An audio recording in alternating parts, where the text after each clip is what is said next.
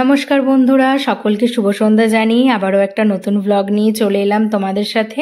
আগের ব্লগে আমি শেয়ার করেছিলাম আমার বাবার বাড়ি যাওয়ার ব্লগ।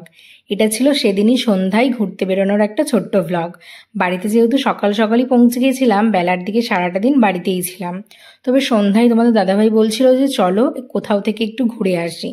প্রথমে ভেবেছিলাম একটু রায়পুর গঙ্গার দিকেই ঘুরতে যাব, তারপর আবার হঠাৎই মনে হলো যে থাক, রায়পুরে আর গঙ্গার ধারে যাব না, বরং আমার বড়দিদির বাড়ি দিয়ে একটু ঘুরে আসি। আসলে অনেকদিন পরপরই যেহেতু বাড়ি যাই, তাই দিদিরা সবসময় ফোন করে যাওয়ার কথা বলে, তবে যখনই বাড়িতে যাই দিদিদের বাড়ি যাওয়ার হয় না।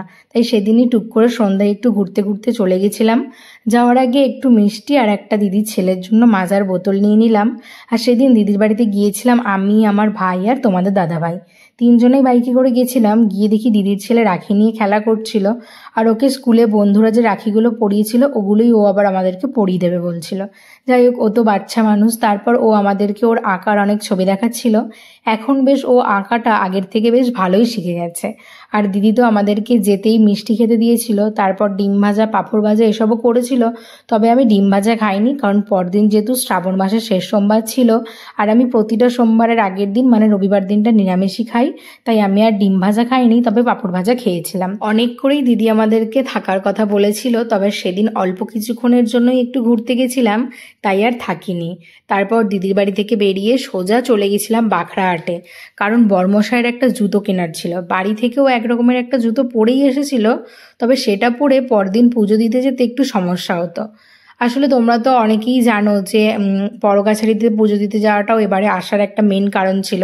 আর পরদিন যেহেতু বড়কাছারিতেই জল ঢালতে যাব, তাই ওর এরকমই একটা সিম্পল স্লিপার জুতোর খুবই দরকার ছিল, কারণ ও যে জুতোটা পরে এসেছিলো সেটা পরে বড়কাছারিতে যাওয়া যেত না। তাই জন্য আমিই খুব জোর করে বললাম যে এরকম একটা জুতো কিনে নাও। যাই হোক, ও একজোড়া জুতো কিনে নিয়েছিল। আমাদের দাদা ভাইয়ের জুতো কেনা হয়ে গেলে ভাই দাঁড়িয়ে দাঁড়িয়ে বেশ অনেক রকমের জুতো পছন্দ করছিল। তো আমি বললাম যে তাহলে তুইও একজোড়া জুতো নিয়ে নে। তো শেষে প্রথমে ও এই টাইপের জুতোগুলো দেখছিল, তারপর আমি বারণ করাতে ও আবার তোমাদের দাদা ভাইয়ের মতোই একটু অন্য রকমের জুতো নিল, মানে ওই টাইপেরই স্লিপার টাইপেরই জুতো ও নিল।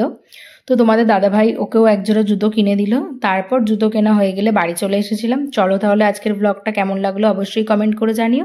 সবাইকে টাটা।